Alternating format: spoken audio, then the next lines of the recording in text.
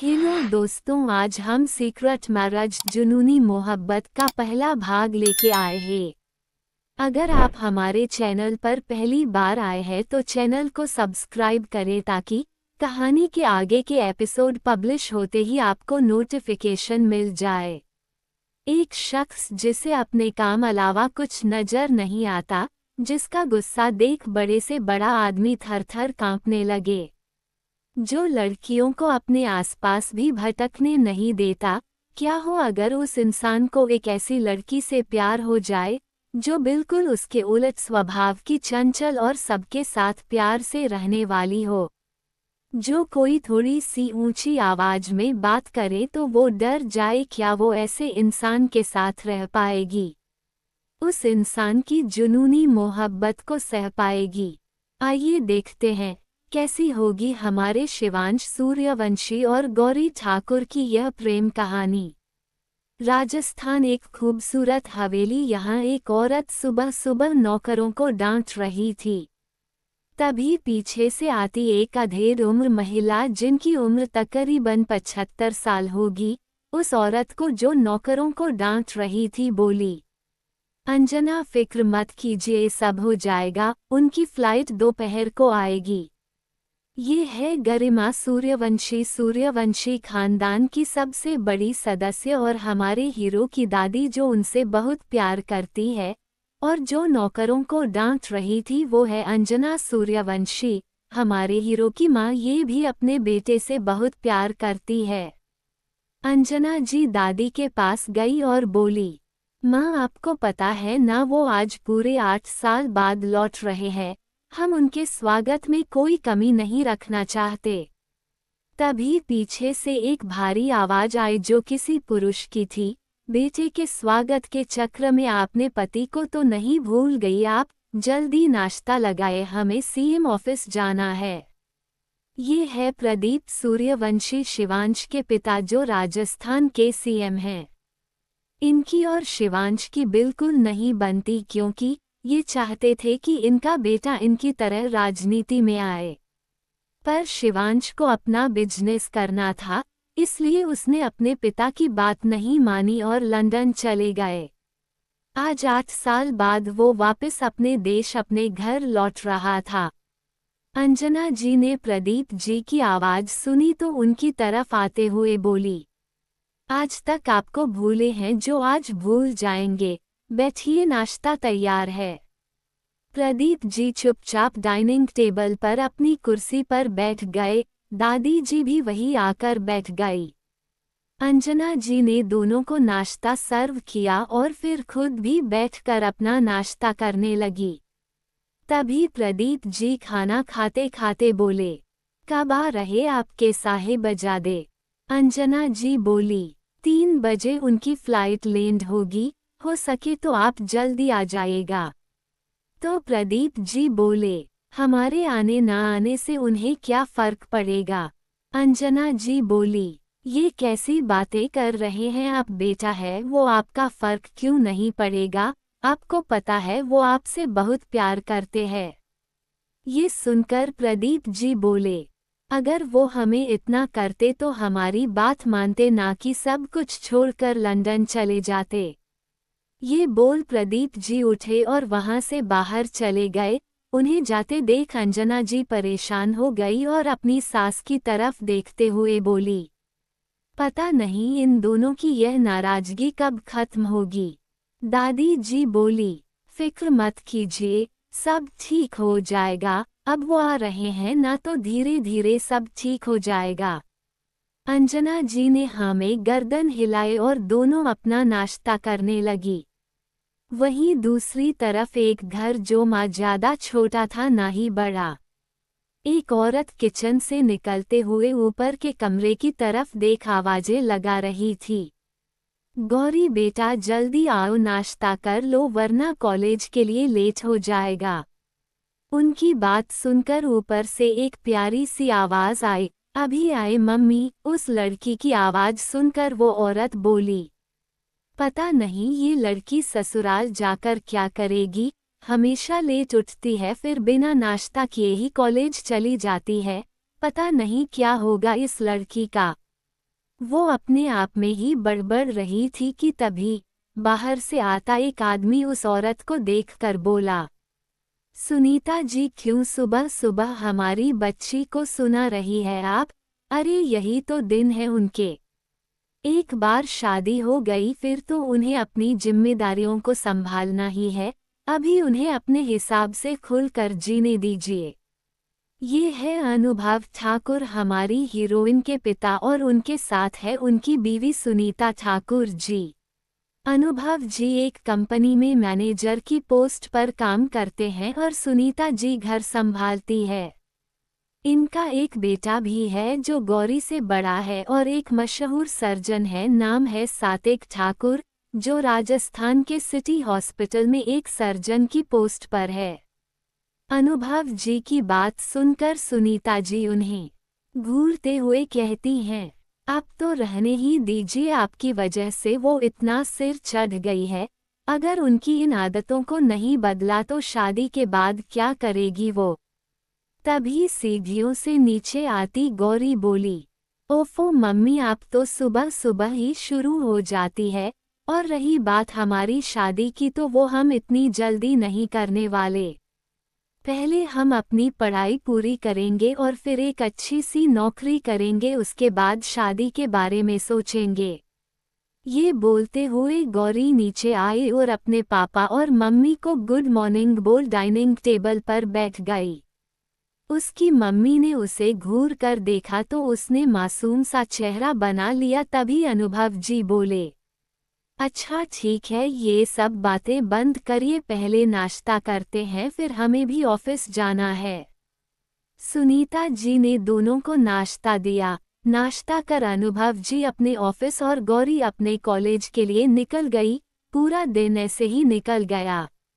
दोपहर को 3 बजे एक प्लेन एयरपोर्ट पर लैंड हुआ। यह एक प्राइवेट जेट था जिसमें से बहुत सारे माई बाहर निकले और लाइन बनाकर खड़े हो गए। सबके हाथों में हाईटेक बंदूकें थी। तभी एक लड़का अपनी रौबदार पर्सनैलिटी के साथ उस जेट में से बाहर निकला। ब्लैक 3 पीस सूट के ऊपर से ब्लैक कलर का ही ओवरकोट पहन रखा था। काले घने बाल, गहरी काली आंखें जिनमें किसी का डूबने का मन करे, पतली लंबी नाक और पतले से होंठ। 6 फुट 2 इंच हाइट, जिम में कसरत कर बनाई बॉडी, पर्सनैलिटी ऐसी कि फिल्मी हीरो को भी फेल करे। उम्र यही कोई 27-28। ये है हमारे हीरो शिवांश सूर्यवंशी। शिवांश के पीछे ही उनका असिस्टेंट कम दोस्त मयंक निकला। ये भी कुछ कम नहीं, 6 फुट हाइट, भूरी आंखें, कसरत कर बनाई बॉडी, जेल से सेट किए बाल, कुल मिलाकर यह भी किसी फिल्मी हीरो को फेल कर सके ऐसी पर्सनैलिटी है इनकी, पर हमारे हीरो शिवांश से कम। शिवांश आगे बढ़ा और एयरपोर्ट से बाहर निकल अपनी गाड़ी जो पहले ही बाहर खड़ी थी उसमें बैठ गया। मयंक भी उसके साथ ही जाकर बैठ गया। मयंक ने शिवांश की तरफ देखा और बोला, कहाँ जाना है? शिवांश जो अपने लैपटॉप पर अपनी उंगलियां चला रहा था वो उसे बिना देखे अपना काम करते हुए बोला, कंपनी चलो। मयंक बोला, पर आंटी ने कहा था। उसकी बात को बीच में काटते हुए शिवांश बोला, उनसे मैं बाद में मिल लूंगा। मयंक ने आगे कुछ नहीं कहा और ड्राइवर को गाड़ी कंपनी लेने को बोल दिया। उनकी गाड़ी के आगे पीछे 5-5 गाड़ियां थी जिनमें शिवांश के गार्ड्स थे। शिवांश कोई छोटा मोटा इंसान नहीं था, सूर्यवंशी कंपनी का मालिक था वो, जो दुनिया की नंबर 1 कंपनी है। बिजनेस की दुनिया में शिवांश को बिजनेस का बेताज बादशाह कहते हैं, जिसके आगे बड़े से बड़ा बिजनेसमैन तो क्या सरकार भी अपना सिर झुकाती है। शिवांश की गाड़ी सिग्नल पर आकर रुकी। जब काफी देर तक गाड़ी नहीं चली तो शिवांश ने ड्राइवर की तरफ देखा और अपनी ठंडी आवाज में बोला, क्या हुआ? उसकी ऐसी आवाज सुनकर ड्राइवर डर गया, पर फिर धीरे से बोला, सर वो आगे शायद कोई एक्सीडेंट हो गया है। उसकी बात सुनकर शिवांश ने मयंक की तरफ देखा और बोला, जो भी है जल्दी क्लियर करवाओ। मुझे और भी बहुत काम है। मयंक ने हाँ में गर्दन हिलाए और अपने गार्ड को फोन कर देखने के लिए बोला कि क्या हुआ है। वहीं शिवांश की नज़र खिड़की से बाहर गई। यहाँ एक लड़की एक बूढ़ी औरत को पकड़े ऑटो में बिठा रही थी। उस लड़की ने वाइट अनारकली सूट पहन रखा था। काले घने खुले बाल जो उसकी कमर तक आ रहे थे हवा से उड़कर उसके चेहरे पर आ रहे थे, जिन्हें वो बार बार पीछे करने की कोशिश कर रही थी। पर उसका चेहरा शिवांश को दिखाई नहीं दे रहा था। वो बार बार उसका चेहरा देखने की कोशिश कर रहा था पर उसकी का चेहरा दूसरी तरफ था। शिवांश को अब गुस्सा आ रहा था। पता नहीं क्यों पर उसे उस लड़की का चेहरा देखना था पर वो थी कि दूसरी तरफ चेहरा घुमाए खड़ी थी। पर तभी वो लड़की एकदम घूम गई। उसका चेहरा देख शिवांश की नज़र उसके चेहरे पर ही जम गई। गोल चेहरा, गोरा रंग जो धूप में और भी चमक रहा था, बड़ी बड़ी आंखें जो काजल से सनी हुई थी, छोटी सी नाक, गुलाब की पंखुड़ियों जैसे होंठ।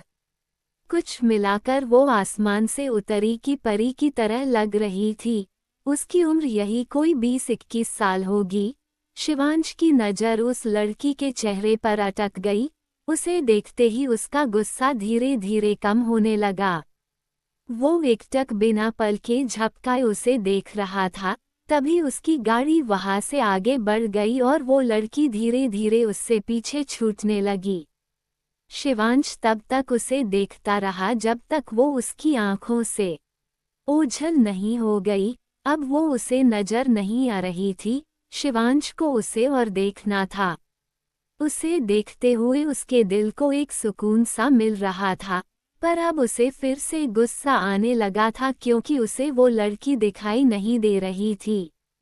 उसने अपनी आंखें बंद की और अपना सिर सीट से टिका लिया। उसकी आंखों के सामने उस लड़की का चेहरा घूम रहा था। उसे समझ नहीं आ रहा था कि यह उसके साथ हो क्या रहा है। उसे बहुत अलग से एहसास हो रहे थे जो पहली बार थे और उसकी समझ में नहीं आ रहे थे पर उसे यह एहसास अच्छे लग रहे थे। उसने गहरी सांस ली और खुद को शांत करने लगा। वहीं दूसरी तरफ गौरी ने उस महिला को ऑटो में बिठाया और उसे हॉस्पिटल भेज दिया और खुद दूसरा ऑटो लेकर घर के लिए निकल गई। घर अंजना जी कब से शिवांश का वेट कर रही थी पर अभी तक वो नहीं आया था। उन्होंने घड़ी की तरफ देखा, यहाँ अभी 4:30 बज रहे थे। वो कई बार शिवांश को फ़ोन कर चुकी थी पर वो फ़ोन रिसीव ही नहीं कर रहा था। तभी उन्होंने उसके असिस्टेंट कम दोस्त मयंक को फ़ोन किया। मयंक ने फ़ोन उठाया और बोला, हेलो मैम। अंजना जी बोली, कहाँ है आप लोग? हम कब से आपका इंतज़ार कर रहे हैं और शिवांश हमारा फ़ोन क्यों नहीं उठा रहे? तो मयंक बोला, वो मैम एक्चुअली हमें सीधे ऑफिस आना पड़ा क्योंकि सर की एक बहुत ज़रूरी मीटिंग आ गई थी इसलिए, पर आप फिक्र मत कीजिए, सर जल्दी घर आ जाएंगे। उसकी बात सुनकर अंजना जी उदास हो गई पर कुछ बोली नहीं और ठीक है कहा कर फ़ोन रख दिया।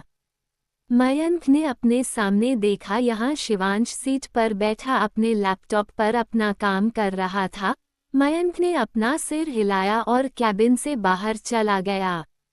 उसके जाते ही शिवांश ने अपना सिर सीट से टिका लिया और आंखें बंद कर ली।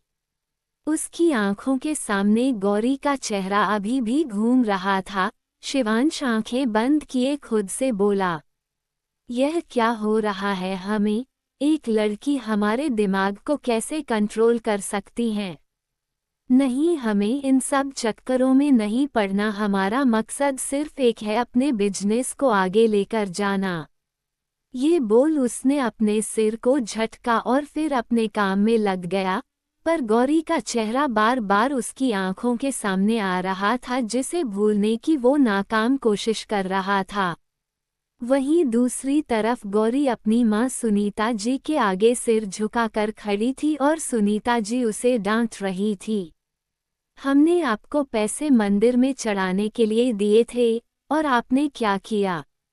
ये सुनकर गौरी बोली, पर मां उन्हें चोट लगी थी और पापा कहते हैं कि किसी जरूरतमंद की मदद करने से ज़्यादा अच्छा पुण्य का काम कोई नहीं होता, इसलिए हमने उन आंटी की मदद की। अनुभव जी पास में ही खड़े थे, बोले, बिल्कुल सही कहा, अब आप हमारी फूल सी बच्ची को डांटना छोड़िए, फिर गौरी को देख आप जाए, फ्रेश हो जाए। जी पापा, बोल गौरी ऊपर अपने रूम की तरफ बढ़ गई। उसके जाने के बाद अनुभव जी ने सुनीता जी की तरफ देखा और बोले, सुनीता क्या हो गया आपको, क्यों आप उसे डांट रही थी? आपको पता है थोड़ा सा भी गुस्सा करने से वो डर जाती है। फिर भी सुनीता जी बोली, डांट नहीं रहे थे हम उसे, बस समझा रहे थे। आपकी बेटी ऐसे खर्चा करती है जैसे किसी बहुत बड़े खानदान की बहू हो। खर्चा करने से पहले एक बार नहीं सोचती कि हम मिडिल क्लास लोग हैं। हम एक एक पैसा सोच समझकर खर्च करते हैं।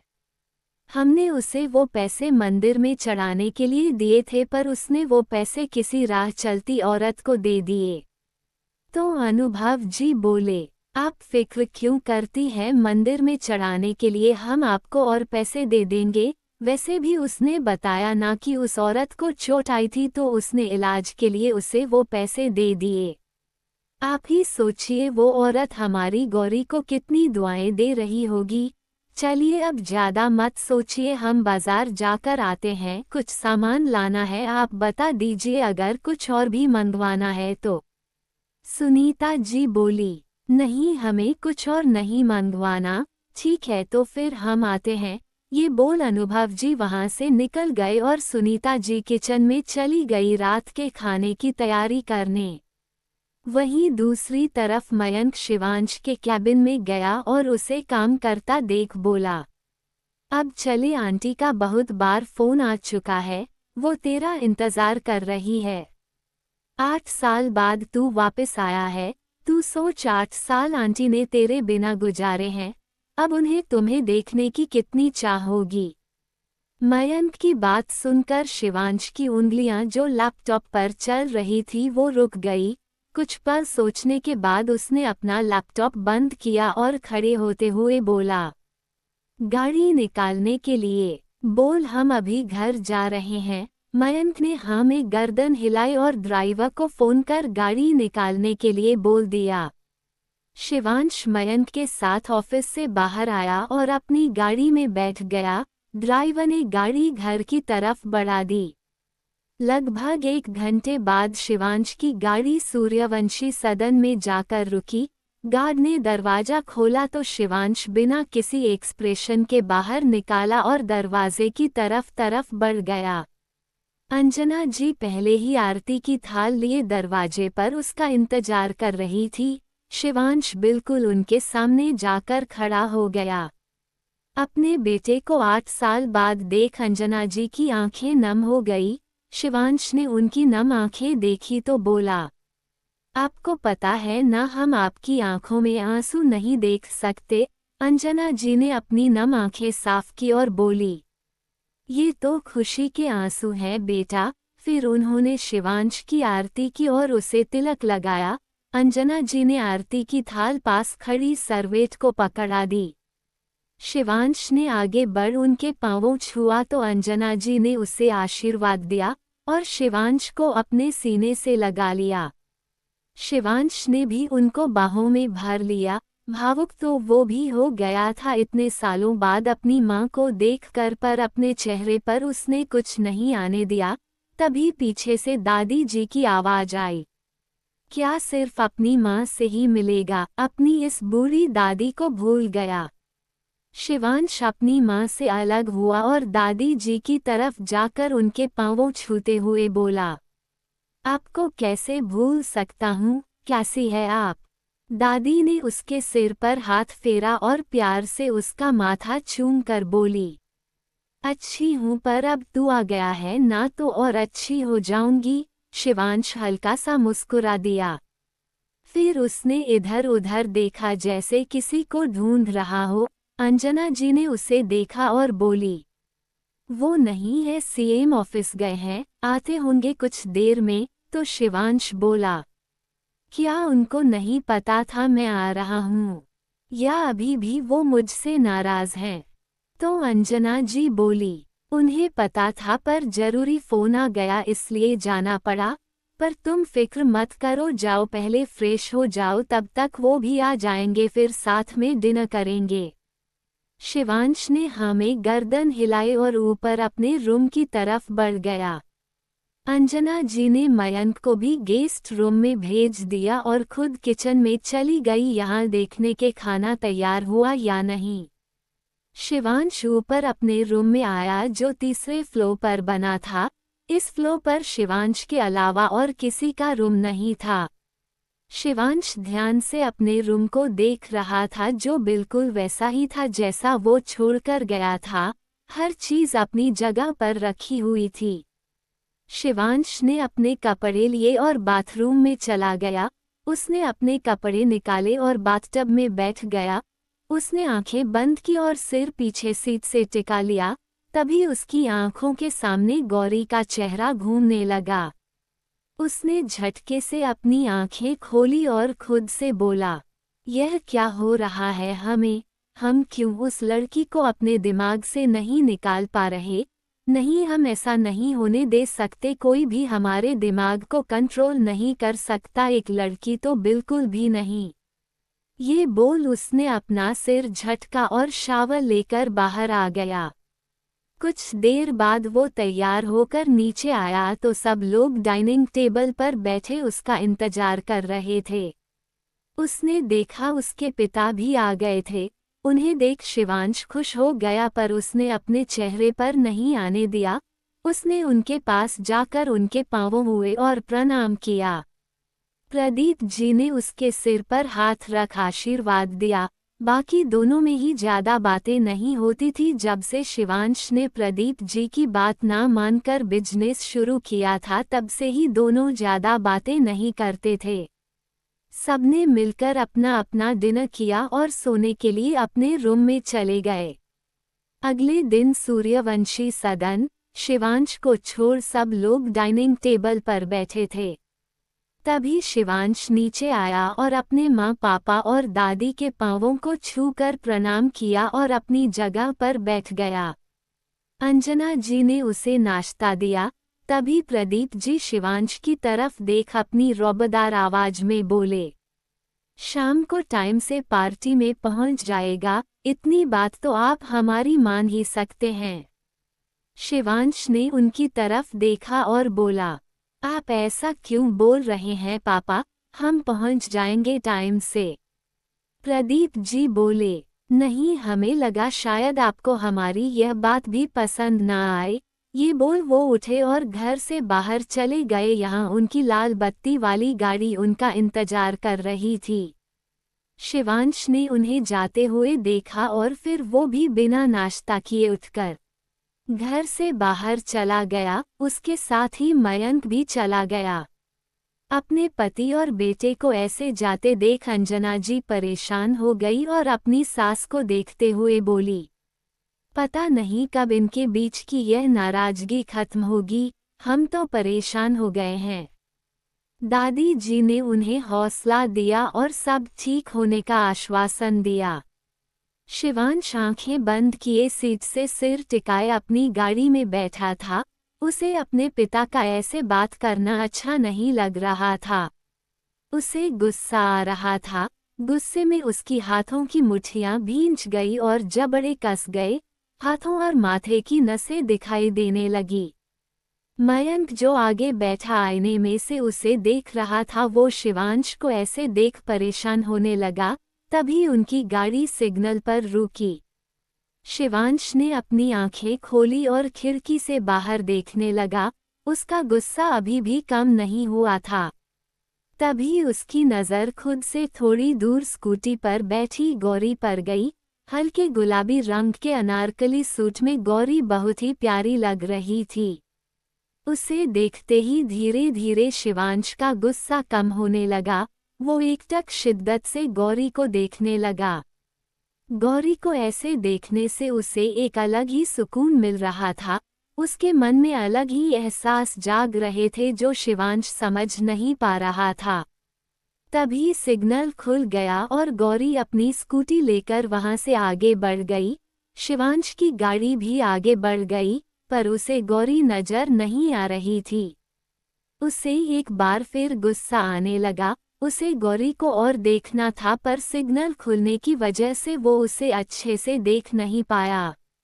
कुछ देर बाद शिवांश की गाड़ी उसके ऑफिस पहुंच गई, वहीं गौरी भी अपने कॉलेज पहुंच गई। दोनों का पूरा दिन ऐसे ही निकल गया। शाम का समय सनशाइन होटल, यहाँ हर तरफ चहल पहल थी। बड़े बड़े बिजनेसमैन और राजनीतिक लोग आज यहाँ मौजूद थे, क्योंकि राजस्थान के सीएम प्रदीप सूर्यवंशी का बेटा 8 साल बाद लौटकर आया था, जिस खुशी में ये पार्टी रखी गई थी। अंजना जी और दादी जी यहाँ पहुँच चुकी थी। प्रदीप जी एक मीटिंग की वजह से थोड़ा लेट हो गए थे और जिसके लिए यह पार्टी थी वो भी अभी तक नहीं पहुँचा था, यानी कि शिवांश। पर सबको इंतजार था शिवांश के आने का, क्योंकि शिवांश दुनिया का नंबर 1 बिजनेसमैन था और सब लोग उससे मिलकर उसकी गुड बुक्स में आकर अपना बिजनेस बढ़ाना चाहते थे। और कुछ तो अपनी बेटियों के साथ वहां आए थे और दुआ कर रहे थे कि उनकी बेटी पर शिवांश की नज़र पड़ जाए और वो उनकी बेटी को अपनी पत्नी बना लें। पर वो लोग ये नहीं जानते कि शिवांश को नहीं पसंद कि कोई भी लड़की उसके आसपास रहे। वहीं होटल के बाहर गौरी ने अपनी स्कूटी रोकी तो उसके पिता स्कूटी से उतर उसे देखते हुए बोले, हमने कहा था ना हम चले जाएंगे, पर नहीं, अब आप जाए और घर पहुंचकर हमें फ़ोन कर देना। जी पापा, ये बोल उसने अपनी स्कूटी स्टार्ट की, वहां से निकल गई। अनुभव जी भी अंदर होटल में चले गए। वहीं गौरी होटल से थोड़ी दूर गई ही थी कि उसने देखा रोड के साइड कुछ लड़के एक औरत को परेशान कर रहे थे। गौरी ने अपनी स्कूटी वहां जाकर रोकी और जल्दी से उन लड़कों को उस औरत से दूर कर वहां रखी एक चेयर पर बिठा दिया और उसे देखते हुए बोली, आप ठीक है मान जी। उस औरत ने हाँ में गर्दन हिलाई, पर उसकी आंखों से आंसू बह रहे थे। गौरी की नज़र उस औरत के हाथों में लगी चोट पर गई। वो उस चोट को देख रही थी कि तभी उन लड़कों में से एक लड़का गौरी को देखते हुए बोला, ए लड़की, तू कौन है?